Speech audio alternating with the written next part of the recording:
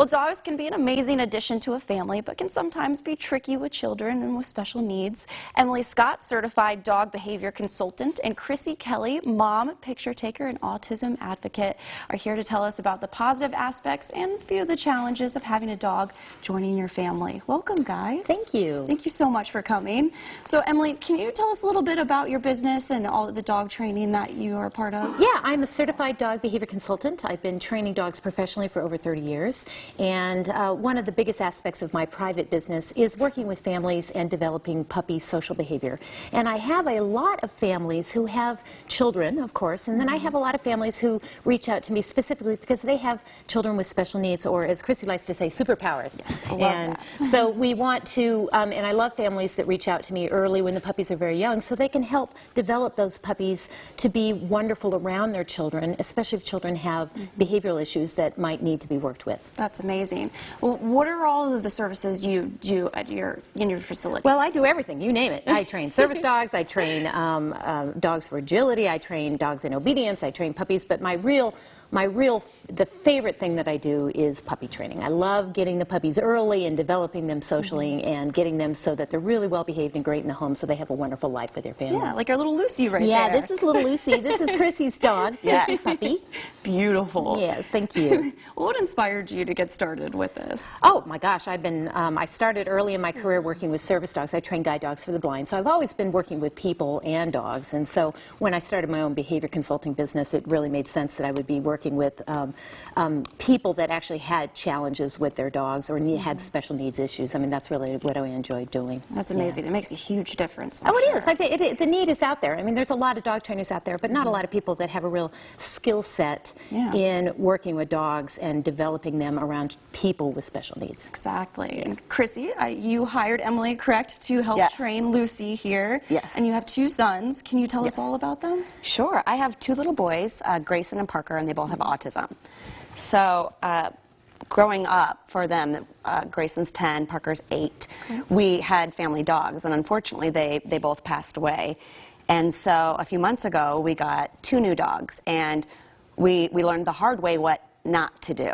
I just assumed if they were cute and cuddly, and on first meeting, if the kids and the dogs did great, that it would be a good fit for our family. And unfortunately, we did have one dog, and it wasn't a good fit. It was an older rescue dog. And my husband reached out to Emily, and at the time said, what do? We need help. Can we fix this? Can we make it work?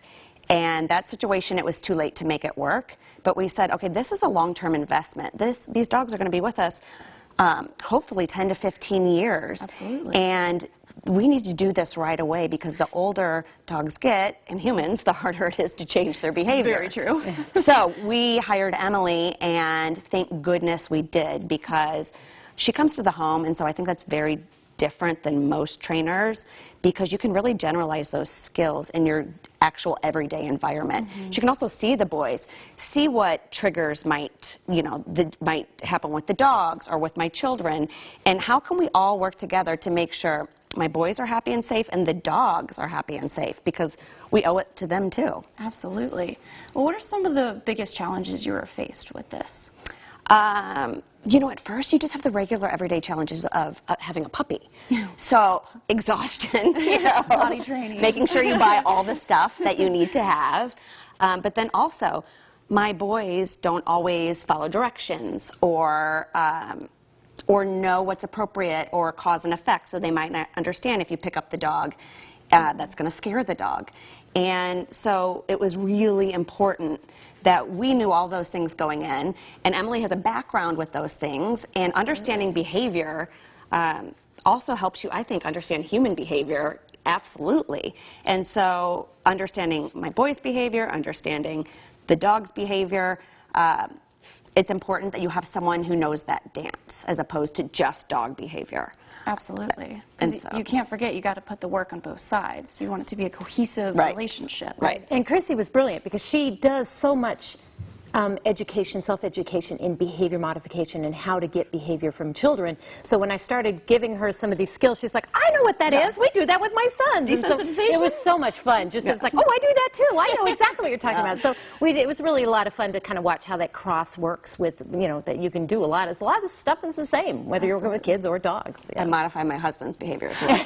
Don't tell him. Oh, that's great. It works.